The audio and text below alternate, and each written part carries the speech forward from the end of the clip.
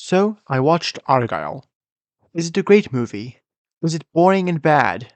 Is it the pinnacle of action? Is it trash? Is it the great American action movie of the 2020s? Is it the worst movie in the history of film? No. No to all of those, actually. Let's dive into Argylle, a complicated piece of work if ever there was one, and I will try to make as few cat puns as possible. Okay, no, I won't. Let's begin, and, watch out for spoilers. Ellie Conway is an author who has made a killing with her tales of action and spy drama, namely a book series called Argylle, starring the titular lead, Agent Argylle. She lives a remote and quiet life with her cat Alfie. However, Ellie's life changes when she meets the actual spy Aiden, who saves her from a band of spies trying to capture her. Now, the race is on to find out what a legion of criminal spies wants with a fiction author before it's too late. And remember, the greater the spy, the bigger the lie. Personally, I found this movie to be mildly funny and entertaining, though disappointingly flawed. But before I go over that, there is one bit of partial controversy that should be addressed. I've briefly seen some YouTubers describing this movie as a bait and switch and a Mary Sue film, and in this particular case, I don't think that's fair.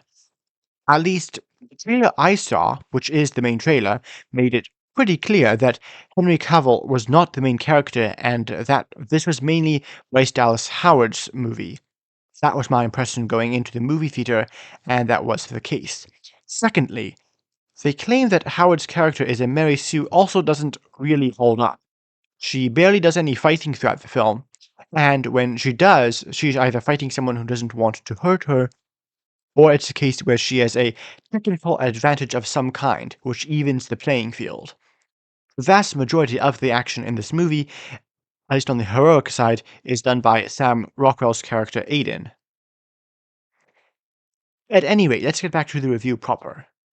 While the writing itself is perfectly average, with above average dialogue and an above average amount of plot conveniences balancing each other out, Argyle's greatest strength is by far and away its acting. Bryce Dallas Howard is really a solid actress managing to cover a whole host of emotions with power. Sam Rockwell is also very good. For the main part, he plays a comedic and quippy character, but when he turns serious, you absolutely believe it, which is a tricky juggling act to pull off. Henry Cavill and Samuel L. Jackson are both great even with their limited screen times, and both are clearly having a lot of fun being in the movie, which is always nice to see. Bryan Cranston isn't given a whole lot to do, but he does that growly bad guy thing he does very well. Generally speaking, it is the performances of the cast which makes the fun even a little entertaining. Now for the bad stuff. While this is admittedly not the biggest issue, I felt the film suffered from the bout of not great CGI that seems to be flooding Hollywood these days. While some of the CGI is satisfactory, there are still some pretty glaring problems. There is, for example, a ship that doesn't really look like a ship. The cat, Alfie, is sometimes a real cat, and sometimes a CGI abomination that looks like the stuff out of a cat hater's nightmare. I mean, we're talking about distractingly bad cat CGI here, to the point where I almost wondered if the filmmakers had just edited a picture of the cat into the backpack. But by far and away, the greatest flaw, and the true Achilles heel of this movie is the pacing. Now, while Argylle is not a very long movie, it is certainly longer than average, and the average length of Hollywood films is, of course, getting longer by the day.